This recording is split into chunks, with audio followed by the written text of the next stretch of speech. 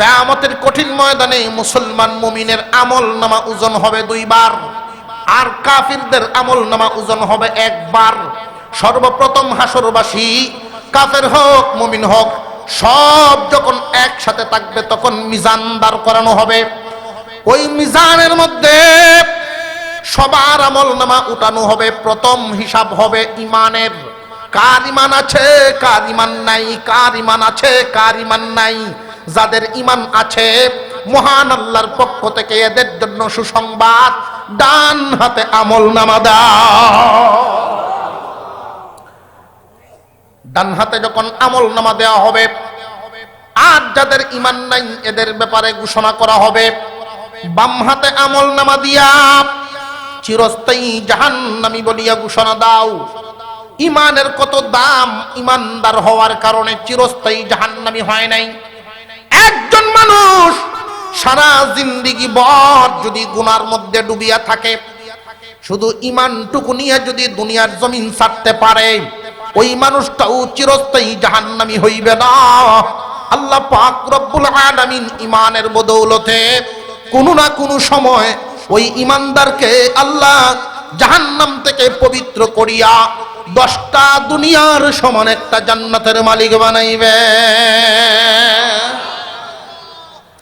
মুসলমান ইমানদার ভাইরা আমার, আল্লাহ পাক রব্বুল আলামিন সর্বপ্রথম ঘোষণা দিবেন ইমানের ওজন দাও, কার ইমান আছে কার ইমান নাই। যাদের ইমান থাকবে ডান হাতে আমল নামা দেওয়া হবে। ডান হাতে আমল নামা পাইয়া খুশি হইয়া ঘোষণা দিতে থাকবে, রে হাসরবাসীরা তাকায়া দেখো, আমাকে আল্লাহ ডান হাতে আমল নামা দিয়েছেন, চিরস্থায়ী জাহান্নামী থেকে নাম মুছে গেছে। আমি চিরস্থায়ী জাহান্নামী নই। একদল চিরস্থায়ী জাহান্নামী যাদের ইমান নাই, আরেক দল চিরস্থায়ী জাহান্নামী নয় যাদের ইমান আছে। দ্বিতীয়বার যখন ওজন দেওয়া হবে তখনই হবে আমলের ওজন, নেকি বদির ওজন হবে তখন যার অপরাধ যেই পরিমাণ সাজাও ভুগবে সেই পরিমাণ। মুসলমান ইমানদার ভাইরা আমার, তাফসীরের কিতাবের মধ্যে বলা হয় মুসলমান 3 প্রকার। মুসলমান কয় প্রকার? আর একটু জোরে কোন। মুসলমান হলো 3 প্রকার। এক প্রকার মুসলমান হলো গুনাহগার মুসলমান, আরেক প্রকার মুসলমান হলো পরহেজগার মুসলমান, আরেক প্রকার মুসলমান হইল আল্লাহর ওলি মুসলমান। গুনাহগার মুসলমান, পরহেজগার মুসলমান, আল্লাহর ওলি মুসলমান। এ গুনাহগার মুসলমান আর পরহেজগার মুসলমান, ওলি মুসলমান, আমি শুধু পার্থক্যটা বুঝাবো কে কোন ধরনের, তখন আমরা হিসাব করব আমি কোন কাতারে। গুনাহগার মুসলমান, পরহেজগার মুসলমান, ওলি মুসলমান। মুসলমান কয় প্রকার? আওয়াজ দিয়া বলেন, আরো জোরে। জোর হইছে না? শক্ত আছে। মুসলমান মুসলমান 3 প্রকার। এই 3 প্রকার মুসলমানের মরার হালত হইব 3 প্রকার। গুনাহগার মুসলমানের মৃত্যুর হালত হবে একরকম, পরহেজগার মুসলমানের মৃত্যুর হালত হবে একরকম, ওলি মুসলমানের মৃত্যুর হালত হবে আরেক রকম। কাফিরদের মরার সময় আল্লাহর পক্ষ থেকে কোনো সুসংবাদ নাই, এদেরকে দুঃসংবাদ দিয়ে দুনিয়ার থেকে বিদায় করা হবে। আর মুসলমান যারা আছেন 3 প্রকারের মুসলমান, এই 3 প্রকারের মুসলমানের জন্য 3 প্রকারের সুসংবাদ থাকবে। গুনাহগারের জন্য 1 প্রকারের সুসংবাদ, পরহেজগারের জন্য আরেক প্রকারের সুসংবাদ, ওলি মুসলমানের জন্য আরেক প্রকারের সুসংবাদ। আমরা আগে ছিনিয়ে নেই গুনাহগার মুসলমান কারা, পরহেজগার মুসলমান কারা, ওলি মুসলমান কারা। গুনাহগার মুসলমান আল্লাহর উপরে ঈমান আছে ঠিকই, যেই যেই কথার উপরে বিশ্বাস করলে ঈমান হয়। আমরা তো দাবি করি ভাই 92 থেকে 95 ভাগ মুসলমানের দেশ, দাবি করিনি না করি না? আর একটু জোরে কর। কিন্তু আসলে 92 থেকে 95 ভাগ মুসলমানের দেশ এটা নয়। 92 থেকে 95 ভাগ হইলে মুমিনের দেশ হইতে পারে, মুসলিমের দেশ নয়। মুমিন আর মুসলিমের মধ্যে বেশ কম আছে। মুমিন শব্দের অর্থ বিশ্বাসী, মুসলিম শব্দের অর্থ হলো আত্মসমর্পণকারী। মুমিন শব্দের অর্থ বিশ্বাসী, মুসলিম শব্দের অর্থ আত্মসমর্পণকারী। আপনারা কি মনে করেন আমরা সবাই যদি আত্মসমর্পণকারী হই তাহলে আমাদের চলাফেরার কোনো স্বাধীনতা আছে না? আল্লাহর মর্জি মাফিক। যারা আল্লাহর মর্জি মাফিক চলে নিজেদেরকে আত্মসমর্পণকারী মনে করতে পারে। আমরা আল্লাহর মর্জি মাফিক চলতে পারি না, চলি নিজের মতে। কথা বুঝে আসতেছে? আল্লাহ আছেন না নাই? কুরআনুল কারীম যে আল্লাহর কিতাবেতে কোনো সন্দেহ আছে নাকি? কুরআনুল কারীমে কিছু আয়াত সত্য, কিছু ভুলও আছে। আরো জোরে। কুরআনুল কারীমের ভিতরে একটা নক্তাও ভুল নাই। আরো জোরে। কুরআন যে সত্য এতে কোনো সন্দেহ আছে নাকি? ফেরেশতা আছে না নাই? যদিও দেখি না, তবে আল্লাহর ফেরেশতা আছে। তকদিরের ভালো মন্দ কার পক্ষ থেকে? কিয়ামতের দিন আল্লাহর সামনে দাঁড়াতে হবে। এই কথাগুলোর উপরে আমাদের বিশ্বাস আছে না নাই? এই কথাগুলোর উপরে বিশ্বাস করার নাম হইল ঈমান। এই অনুযায়ী আমল করার নাম হইল ইসলাম। বিশ্বাস করার নাম হইল ঈমান, আমল করার নাম হইল ইসলাম। যে নাকি বিশ্বাস করে তারে মুমিন বলে, যে ইসলামের উপরে চলে তারে মুসলিম বলে। মুসলমান ভাইয়েরা আমার, গুনাহগার মুসলমান আল্লাহ পাক রব্বুল আলামিনকে বিশ্বাস করে, আল্লাহর আইন বিশ্বাস করে, নামাজ বিশ্বাস করে, রোজা বিশ্বাস করে, হজ বিশ্বাস করে, যাকাত বিশ্বাস করে, আল্লাহ পাকের সমস্ত আইন বিশ্বাস করে, নবীর বাণী বিশ্বাস করে, কিন্তু আমলের ক্ষেত্রে পরিপূর্ণ নয়। সুযোগ পাইলে সুদও খায়, সুযোগ পাইলে ঘুষও খায়। এমন মুসলিম আছে না না? এদেরকে বলে গুনাহগার মুসলমান। মুসলমান কয় প্রকার? প্রথম আমরা চিনলাম এরা হইল গুনাহগার মুসলমান। আল্লাহর আইন সবকিছু মানে, ইসলামকে মন প্রাণে ভালোবাসে, পছন্দ করে। কিন্তু দুঃখের বিষয় খুব ভালো করে বুঝবেন, আমাদের এই বাংলাদেশে এমন কিছু মানুষ আছে মুসলমানের ঘরে জন্মগ্রহণ করেছে কিন্তু ইসলাম তার ভালো লাগে না। মুসলমানের সন্তান কিন্তু ইসলামের বিরুদ্ধে অবস্থান নেয়। ওই মানুষগুলো যদিও দাবি করে ইমানদার মুসলমান, ওরা মুসলমান নয়। মুসলমান ভাইয়ারা আমার, আল্লাহর পয়গম্বর শিখায়া দিয়েছেন, রাদিতু বিল্লাহি রাব্বা ওয়া বিল ইসলামি দীনা ওয়া বি মুহাম্মাদিন রাসূলা। আল্লাহর মতো একজন মালিক পায় আমি খুশি, আল্লাহর মতো একজন মুনিব পাই আমরা খুশি না বেজার? এর চাইতে আরো 12 কোন মালিক আছে নাকি? এর চাইতে ভালো, এর চাইতে দরদি, এর চাইতে দয়াবান কোন মালিক আরো আছে নাকি? আল্লাহ পাক রব্বুল আলামিন এমন দয়াবান, বান্দাকে নিজ কুদরতি হাত লাগায়া বানাইছেন। বান্দাকে দুনিয়াতে পাঠাইবার আগেই বান্দার উপযোগী সব ব্যবস্থা করে রাখছে। এই এলাকায় একজন সন্তান জন্মগ্রহণ করবে, সন্তান দুনিয়াতে আসে নাই, সন্তান এখনো মার গর্ভে আছে, কিন্তু সন্তানের যা যা প্রয়োজন, আল্লাহর বান্দার যা যা প্রয়োজন সব আগেই পাঠায়া দেন। বাচ্চাটা দুনিয়াতে ভূমিষ্ঠ হওয়ার পরে তার কাপড় চোপড় কি ফ্যাক্টরিতে আনতে হয় না, ফুলগাজি দোকানেই পাওয়া যায়। ফেরেশতা খাদিমের মাধ্যমে মহান মৌলাই করিম তার ব্যবহারের কাপড়গুলো এই দোকানে উঠায়া রাখছে। বান্দা এখনো দুনিয়াতে আসে নাই, বান্দার রিজিক সব আল্লাহ ব্যবস্থা করে রেখেছেন। উনি হলেন আপনার মালিক। জবান খুলে আল্লাহর নাম উচ্চারণ করেন, বলেন আল্লাহু আকবার। আল্লাহু আকবার। আল্লাহ পাক রব্বুল আলামিন এমন একজন মালিক আমাদের আল্লাহ। আল্লাহর মতো মালিক পাই আমরা খুশি না বেজার? এই জন্য নবীজি শিখাইছেন রাদিতু বিল্লাহি রাব্বা ওয়া বিল ইসলামি দীনা। ইসলামের মতো একটা দিন পাই আমি বড় খুশি, ইসলামের মতো ধর্ম পাই আমি খুশি। কিন্তু অনেক কপাল পোড়া মুসলমান, আদম শুমারিতে যদিও ওরা মুসলিম গণ্য, কিন্তু আল্লাহর নজরে ওরা মুসলমান নয়, যারা ইসলামের বিরুদ্ধে যায়। ইসলাম পালন করে না এক ব্যাপার, কিন্তু মনে প্রাণে বিশ্বাস করে কিন্তু পালন করে না। এই মানুষটা কাফির নয়, এই মানুষটা কাফির নয়, সে ফাসিক।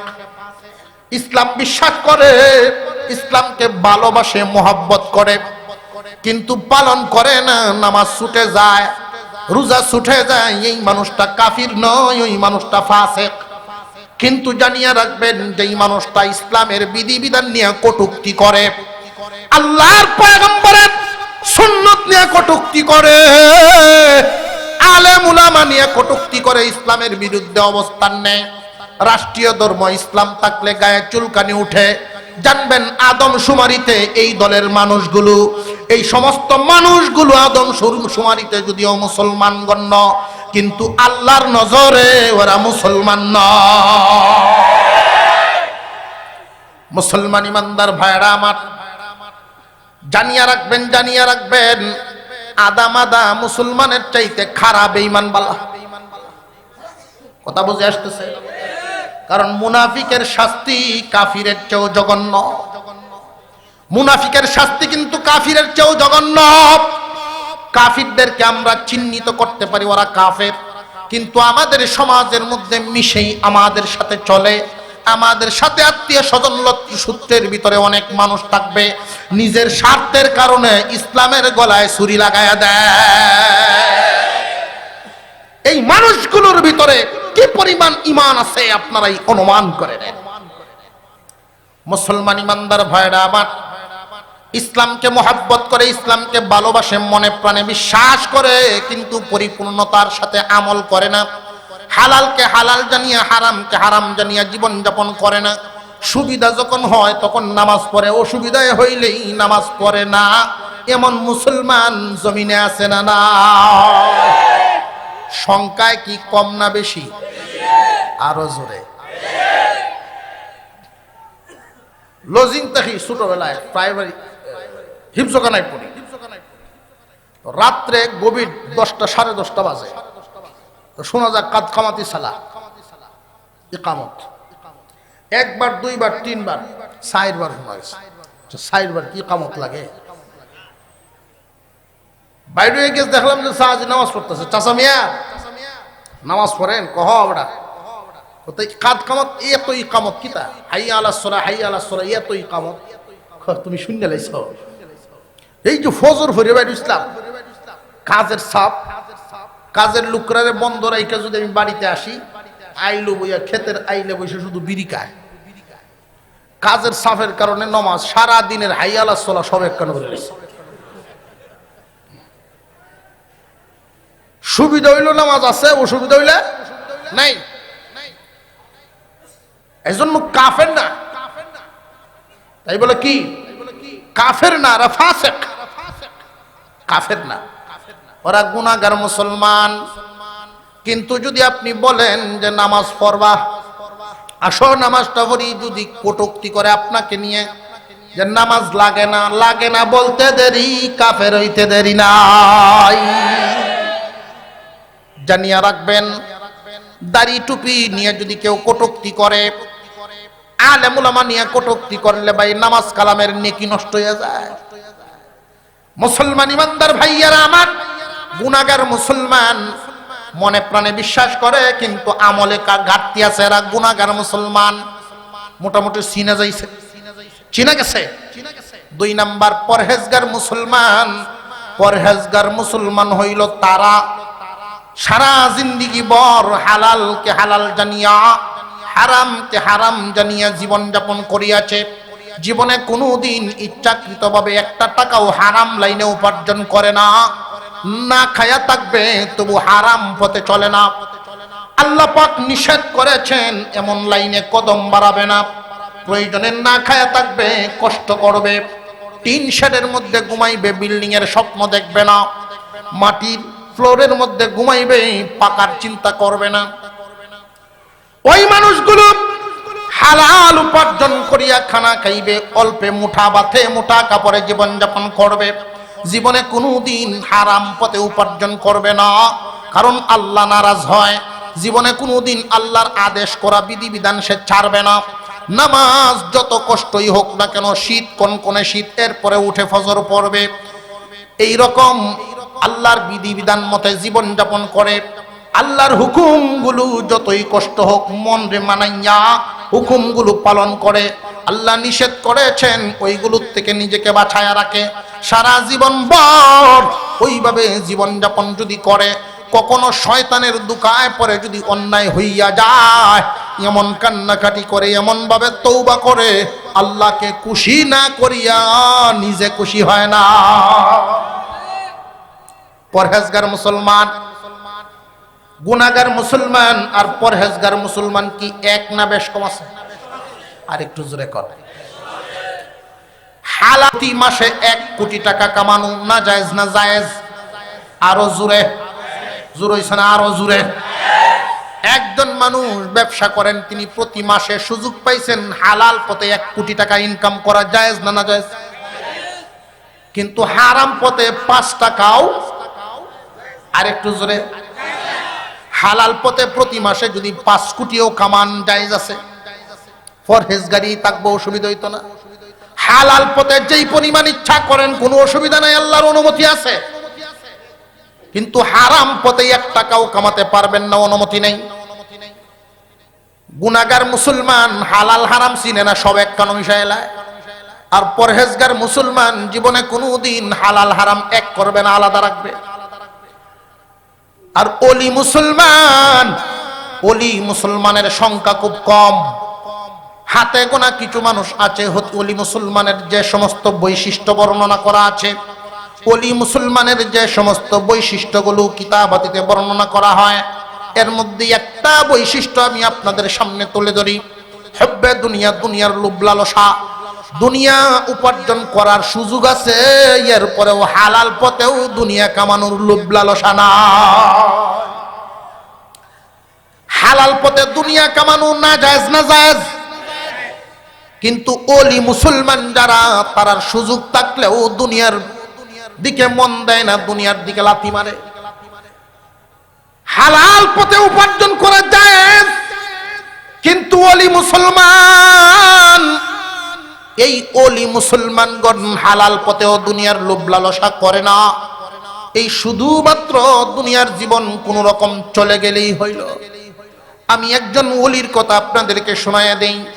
আমার নিজের দেখা দেওবন্দের বড় একজন আলেম ছিলেন। উনাকে এলাকার মানুষ শুধু ফুল মিয়া হাফিজ সাহেব বলে ডাকতো, কিন্তু আমিও মনে করতাম উনি শুধু হাফিজ মনে হয়, কিন্তু না, উনি দেওবন্দের বড় এক আলেম। যখনই উনার ভালো লাগতো মাঝে মাঝে বুখারীর দর্শে ঢুকে যাইতেন, শাইখুল হাদিসগণ উঠে উনারা জায়গা দিয়ে দিতেন। এত বড় মানের এক আলেম, আল্লাহ পাক উনাকে একটা ক্ষমতা দিয়েছিলেন। উনি বড় মাপের একজন হাকিম ছিলেন। এই পৃথিবীর জমিনে যত গাছ গাছালি আছে, কোন গাছের পাতা কোনটার সাথে মিলাইলে কি ঔষধ হয়, এটা উনি জানতেন। আমাদের মাদ্রাসার এক মুহতামিম সাহেব লন্ডনে থাকতেন। উনি দেশে আইসা, বুড়া মানুষ, মজার কথা, বুড়া মানুষ হুজুরের সাথে সাক্ষাৎ, আমি আর একটা বিয়া করতাম। দ্বিতীয় বিয়ের কথা শুনলে হুজুর খুব খুশি হইতেন। এই ছিল উনার অভ্যাস। দাড়িওয়ালা কোন ছাত্র যদি উনার সাথে মুসাফা করতে যাইত, উনি বলতেন বিয়া করছো কিনা, যদি বলছে বিয়া করছি না, তো মুসাফা নাই। আল্লাহু আকবার। সাহাবায়ে কেরামের নমুনা উনার মধ্যে পাওয়া যাইত। হামদর্দ কোম্পানির লোকেরা আসছে ওনার কাছে, বলছে হুজুর আপনি শুধু বইলা দিবেন কোন পাতাটা কোনটার সাথে মিলাইতাম। উনি এত বড় একজন হাকিম, আমাদের মতো সব আসছেন, এসে বলছেন যে আমি একটা বিবাহ করব। বয়স এই সময় 80-র কাছাকাছি, 78 বয়স, যদি কই বিয়া করবো, হাসতো না লইয়া মানুষ। অনেক মুরব্বীরা হাসতেছে দেখা যায়। হুজুর খুব খুশি হয়েছেন, বলছেন যে আমি মাত্র 2টা ট্যাবলেট বানায় দিব, 22 বছরের যুবক হয়ে যাবে। কেমন পাগল এই লোকের জন্য মানুষ এবার বুঝে। সাধারণ একটু বললাম, সব সাইটের চিকিৎসা উনি এইভাবে করতে পারতেন। পাথর হইছে, ওষুধ খাওয়াই দিছে, পাথর গইলে পানি হয়ে বেরিয়ে গেছে। কিন্তু মুশকিল হইল উনার কাছে সিরিয়াল পাওয়া বড় কঠিন। সিরিয়াল পাওয়াই বড় কঠিন। উনি একদিন ঔষধ বিক্রি করলে এই টাকা শেষ হওয়ার আগ পর্যন্ত দ্বিতীয় কাস্টমারের সিরিয়াল নেই। হামদর্দ কোম্পানির অফার দিল 1.5 লাখ টাকা বেতন দিব, একটা দৌড়ানি দিছি নেতারা। হালাল পথে উনি কি কোটিপতি হইতে পারতেন না পারতেন না? কিন্তু আল্লাহর ওলি মুসলমান, উনার পাঞ্জাবিটা পরতেন মাঝে মাঝে সাদা কাপড়ের পাঞ্জাবি, সাদা কাপড়ের জুব্বাটা উনি পরতেন, মাঝে মাঝে নীল কাপড় দেও তালি দিছে মিলে। সাদা জুব্বার মধ্যে নীল কাপড় দিয়ে তালি, কেমন ডগ দেখা যাইব? এই চিন্তা তো উনার নাই। কে কেমন দেখলো, কে কি বললো, এই চিন্তা নাই। সাহাবায়ে কেরামের নমুনা জীবন যাপন করে গেছেন, জীবন যাপন করে গেছেন। বৃষ্টি যদি আসছে, বাহিরে পড়ার আগে উনার ঘরে বৃষ্টি। আল্লাহর ওলি মুসলমান, দুনিয়ার কোন লোভ লালসা উনাদের থাকে না। উনারে যদি কেউ প্রশংসা করে উনার মন ফুলে না, কেউ যদি উনাকে নিয়ে নিন্দা করে উনার মন ব্যথিত হয় না। ওলি মুসলমানের লক্ষ্য। সংখ্যায় কি সচরাচর পাওয়া যায় না? খুব কম। গুনাহগার মুসলমান চিনছেন তো? পরহেজগার মুসলমান চিনছেন তো? ওলি মুসলমান চিনছেন তো? 3 প্রকার মুসলমানের মরণ হবে, 3 প্রকার। মরার সময় 3 প্রকারের সুসংবাদ 3 দলের জন্য থাকবে। মুসলমান ইমানদার ভাইয়েরা আমার, আল্লাহ পাক রব্বুল আলামিন ফেরেশতা পাঠায় দিবেন। ফেরেশতা আজরাইল আলাইহিস সালাম যখন আসবেন জান কবজ করার জন্য, লোকটা যদি জান্নাতি হয় তাহলে তার সাথে জান্নাতি 500 ফেরেশতা আসবে। আর লোকটা যদি জাহান্নামী হয়, ওই লোকটার জান কবজ করার সময় আজরাইল আলাইহিস সালামের সাথে জাহান্নামী 500 ফেরেশতা আসবে। আল্লাহর পয়গম্বর বলেন, ওই গুনাহগার মুসলমানদেরকে এক ধরনের সুসংবাদ দেওয়া হবে। যদিও জান কবজ করার সময় কষ্ট দেওয়া হবে, কিন্তু একটা সুসংবাদ এদেরকে শোনায় নেওয়া হবে। রে গুনাহগার মুসলমান, তোমার জন্য একটা সুসংবাদ, চিরস্থায়ী জাহান্নামী হইবা না। তুমি আল্লাহর উপরে বিশ্বাস রাখার কারণে, ঈমান থাকার কারণে তুমি চিরস্থায়ী জাহান্নামী হইবা না। তবে জানিয়া রাখো, জাহান্নামের আগুন না বুগিয়া তুমি জান্নাতও পাইতারা। জাহান্নামের আগুন বুকবা কি পরিমাণ, তোমার অপরাধ যেই পরিমাণ, অপরাধ যেই পরিমাণ, সাজাও বুকবা সেই পরিমাণ। তবে চিরস্থায়ী জাহান্নামী হইবা না। এটা গুনাহগার মুসলমানের জন্য এক ধরনের সুসংবাদ। 2 নম্বরে পরহেজগার মুসলমান। এই পরহেজগার মুসলমানের জান কবজ করার সময় আজরাইল আলাইহিস সালামের সাথে জান্নাতি 500 ফেরেশতা আসবে। ওই 500 ফেরেশতা এসে যখন জান কবজ করতে আসবেন, তখন উনাকেও একটা সুসংবাদ শোনানো হবে। উনাকে সুসংবাদটা শোনানো হবে, ওগো পরহেজগার মুসলমান, আল্লাহর পক্ষ থেকে সুসংবাদ গ্রহণ করেন। আল্লাহ পাক রব্বুল আলামিন জানায়া দিয়েছেন, ওগো পরহেজগার মুসলমান, এই দুনিয়ার জমিনে পরহেজগারির উপরে চলতে গিয়ে অনেক কষ্টের শিকার হয়েছে, অনেক বিপদের সম্মুখীন হয়েছেন, অনেক অভাব অনটনের ভিতর দিয়ে জীবন যাপন করিয়াছেন।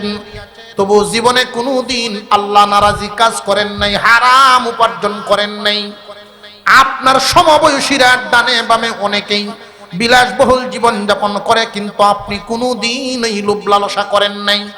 পরহেজগারীর জীবন যাপন করার জন্য আল্লাহর পক্ষ থেকে সুসংবাদ, জাহান্নামের আগুন না ছুঁয়াই সরাসরি আপনি জান্নাত নসিব পাইবেন।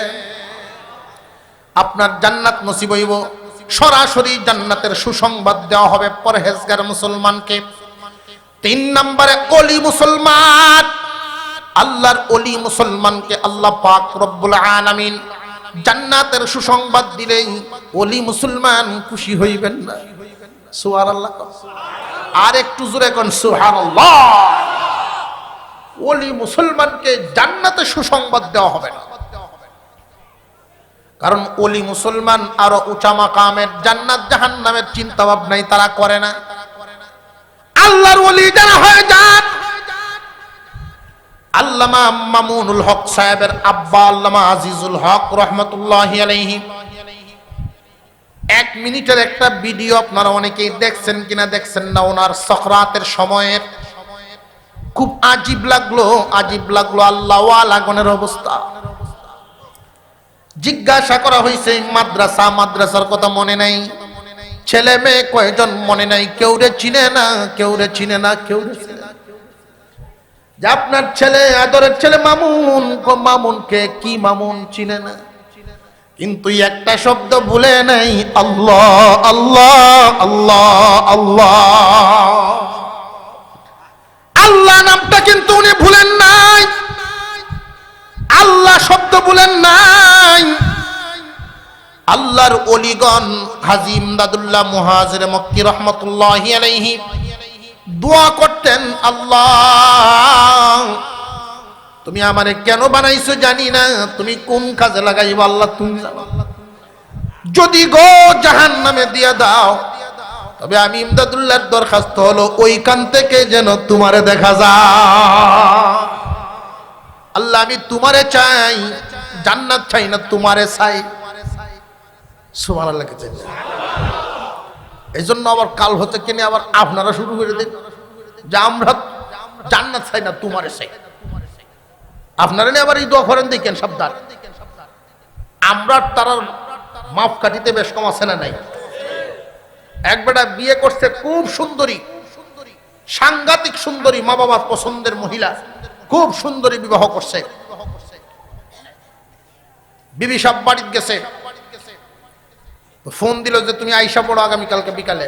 কয় না, তুমি যদি না আসো আমি যাব না। এই বিবি না দিকে তার ভালো লাগে না। বলতেছেন দেখো, আমি যদি একদিনের জন্য চলে আসি শ্বশুর বাড়িতে, দোকানটা বন্ধ থাকবে, 2000 টাকা লস হবে। তুমি যদি 2000-এর চিন্তা করো, আমি আসি 1 মাস।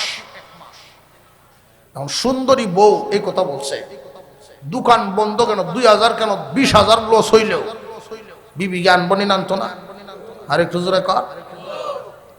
আরেকবারের বউ কালো কুটকুটে, কুসকুসা কালা, পছন্দ না। এই বিটির কথা শুনিয়া দেখছে যে তুমি না আইলে আমি যাইতাম না। এই কথা শোনার পরেই দেখা যায় দোকান বন্ধ করে স্বামী আয় ভরছে। তাহলে আমিও আমার জামাইয়ের সাথে এই কথাই, তার জামাই যখন ফোন দিছে আমার নেওয়া, তুমি আসবা না, যে তুমি আইসা যদি নেওতে যাব, তুমি যদি না আসো আমি যাব না। জামাই কয় আল্লাহ আমারে বাঁচাইছে, তুই না আইলে বাল্লা। কথা বুঝাইতেছে, দুইটা কি সমান? আপনারা জ্ঞানী আবার এই দোয়া শুরু করে দেন, আল্লাহ জান্নাত চাই না। আমরা দরজা, তাদের দরজা সমান নয়, এই জন্য অবস্থাও কিন্তু সমান না। আল্লাহর ওলিগণকে আল্লাহ পাক ইন্তেকালের সময় একটা সুসংবাদ দিবেন। কিসের সুসংবাদ?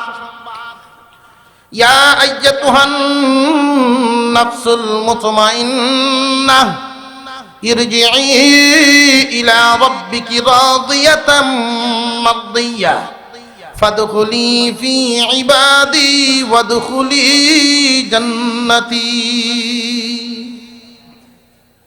জান্নাতের 500 ফেরেশতা যে আসবেন, তারা এই আয়াত তিলাওয়াত করবেন উঁচা উঁচা আওয়াজে।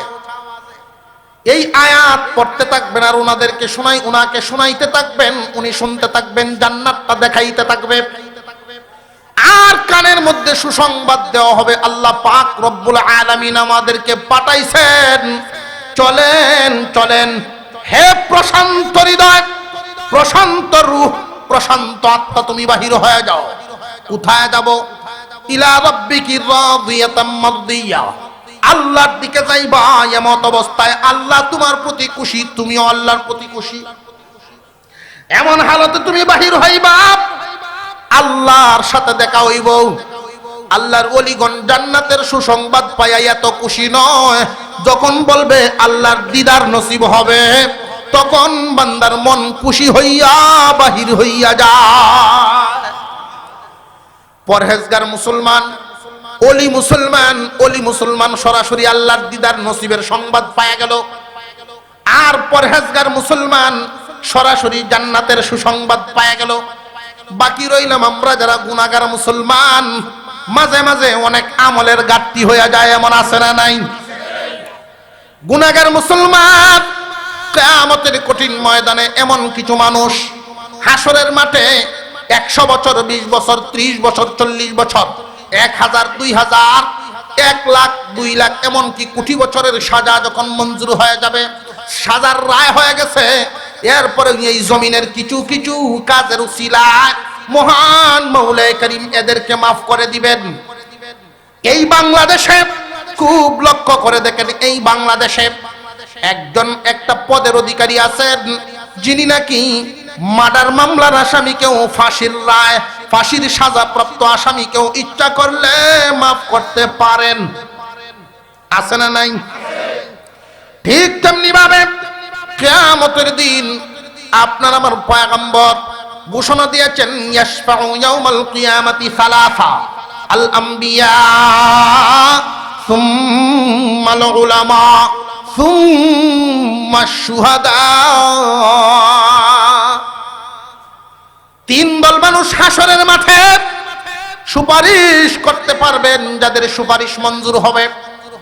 1 নম্বরে নবীগণ, 2 নম্বরে আলেমগণ, 3 নম্বরে শহীদগণ। নবীগণের দরজায় তালা লেগে গেছে, নবীগণ আর দুনিয়াতে আসবেন না, ওয়ারাসাতুল আম্বিয়া থাকবে, আর শহীদদের সাথে সম্পর্ক করার সুযোগ নাই। একজন মানুষ শাহাদাত বরণ করে দুনিয়ার থেকে বিদায় হয়ে যায়। একটা জামাত দুনিয়ার জমিনে আছে, আলেম উলামার জামাত। এই আলেম উলামার জামাত যেই দিন মুসিবত তোমাদের সামনে দাঁড়াবে, ভাই ভাইকে চিনবে না, মা তার সন্তানকে চিনবে না, স্ত্রী তার স্বামীকে পরিচয় দিবে না। এমন এক মুসিবতের দিনেই, মহা সংকটপূর্ণ মুহূর্তে আলেম উলামা উম্মতে মুহাম্মাদি ছাড়বে না। আলেম উলামা কিন্তু আমাদের সঙ্গ ছাড়বে না।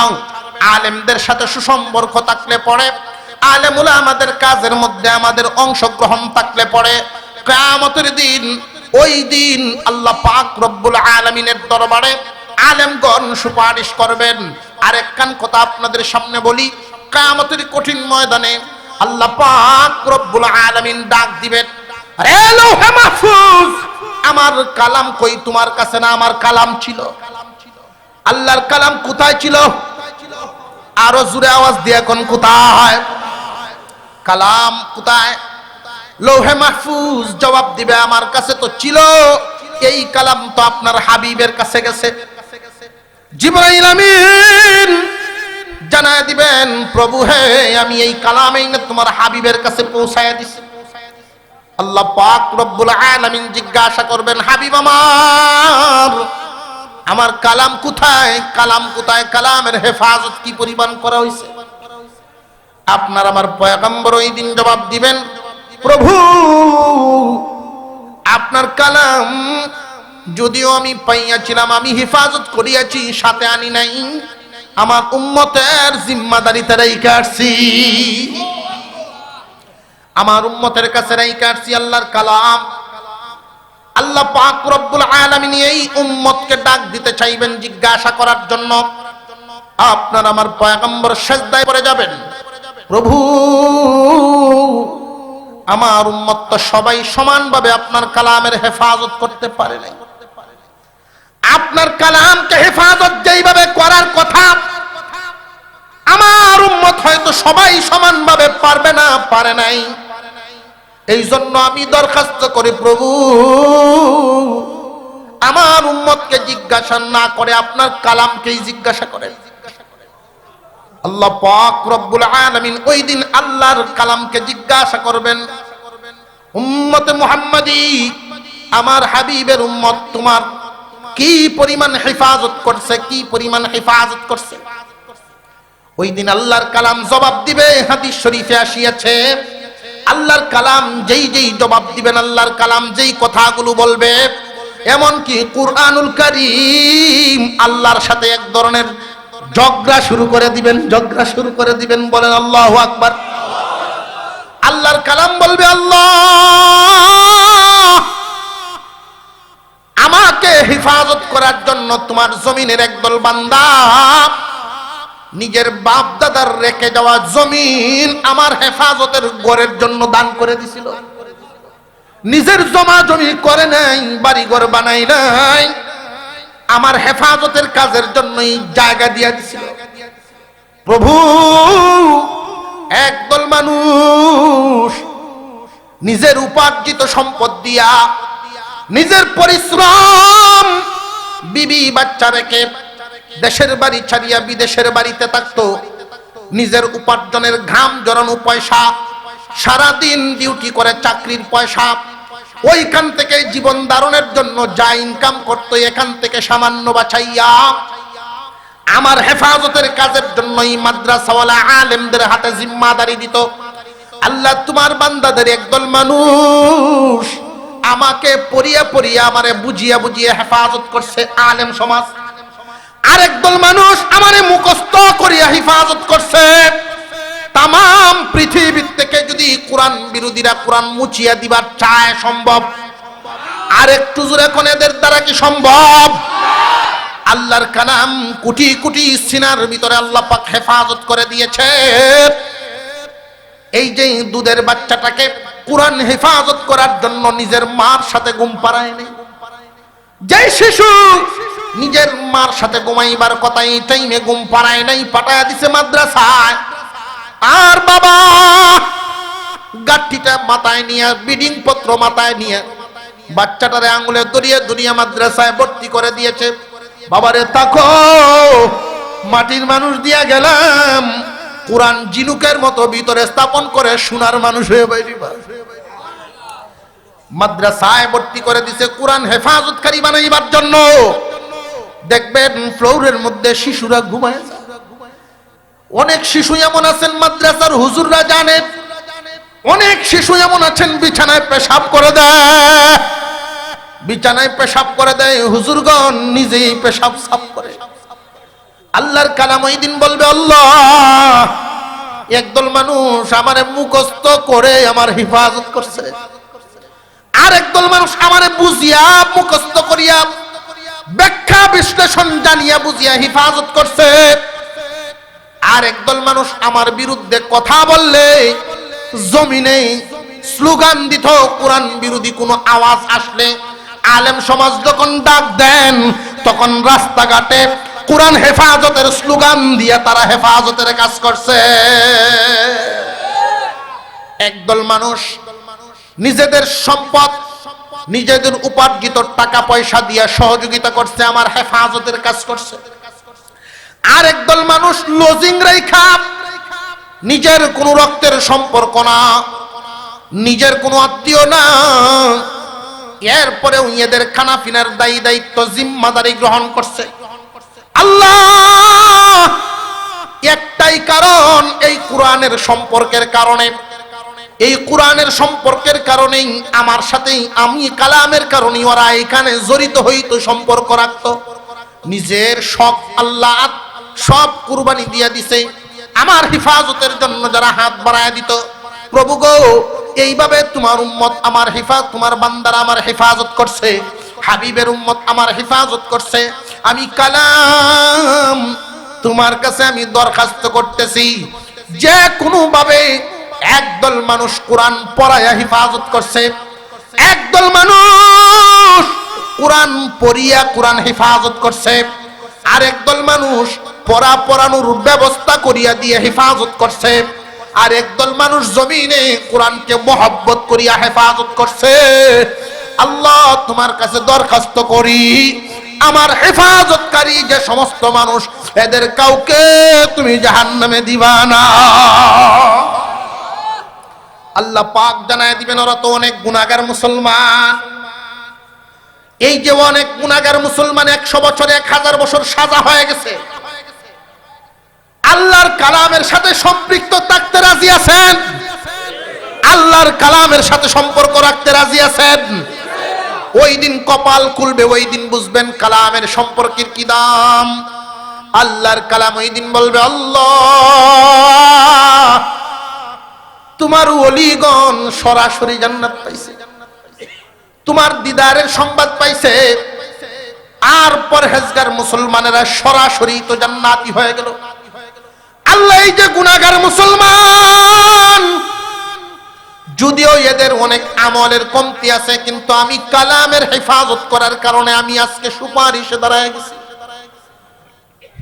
আল্লাহ আমি এদের পক্ষে সুপারিশ করতেছি, এদেরকে মাফ করে দাও। আল্লাহর সাথে আল্লাহর কালামের তর্কাতর্কি শুরু হয়ে যাবে। বলেন আল্লাহু আকবার। আরো জোরে বলেন আল্লাহু আকবার। আল্লাহর কালামের তর্কাতর্কি শুরু হয়ে যাবে। আল্লাহ মাফ করে দাও, মাফ করে দাও, মাফ করে দাও। আল্লাহ বলবেন ওরা নামাজ পড়ে নাই, অনেকেই রোজাও রাখে নাই, সুদ ঘুষ নেয়, অন্যায় অনেক কাজ করছে। আল্লাহ পাক রব্বুল আলামিনের দরবারে এই কোরআনের খাদেমদের জন্য আল্লাহর কালাম ওই দিন সুপারিশ করবে, আল্লাহ মাফ করবানি, মাফ করবানি। আল্লাহ যদি এদেরকে মাফ না করো, আমি যে তোমার কালাম এটা অস্বীকার করো দেখি, আমি যে তোমার কালাম এটা অস্বীকার করো। আল্লাহ পাক বলবেন অস্বীকার তো করা যাবে না, তুমি আমার কালাম তাহলে মঞ্জুর করো। মহান আল্লাহ ওই দিন জানায় দিবেন, রে গুনাহগারের দল, আমি তোদেরকে কত নিয়ামত দিছিলাম, এর পরেও তোরা পরিপূর্ণভাবে আমার হুকুম মানুষ নাই, কিন্তু একটা গুণ তোদের মধ্যে ছিল, আমার কালামের মহব্বত তোদের দিলের ভিতরে ছিল।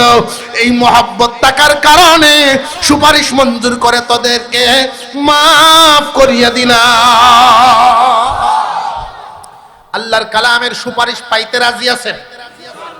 আল্লাহ পাক এই সুপারিশ আমাদের নসিব করে দেন। আমরা কারা কারা চাই? আল্লাহু আকবার। আর জোরে বলেন আল্লাহু আকবার। হাত নামান।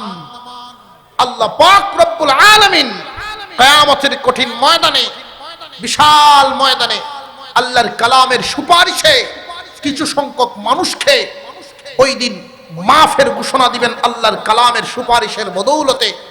আল্লাহর কালামের সুপারিশ পাইতে চান এমন একজন হিম্মতওয়ালা মানুষ, সবার দ্বারা সবকিছু হয় না,